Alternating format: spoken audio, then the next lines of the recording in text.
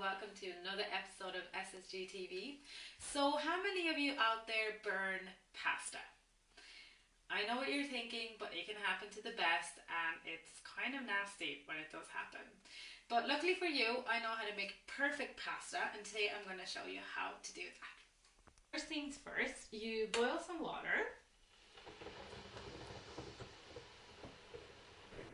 There we go. And then you pour it in.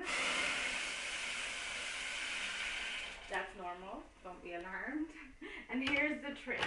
So you pour in a little bit of salt, not too much, depends on how much you want yourself, and then olive oil.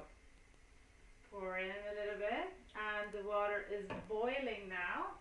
So, penne pasta from Tesco, 25p at the moment. Pour your pasta in. I don't have anything else. That's clean. There we go.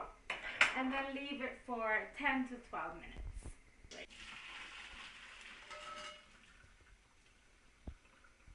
So a great way to have pasta, and it's really cheap, is just pour a little bit into the plate.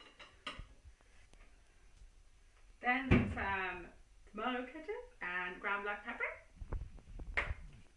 Pour some ketchup.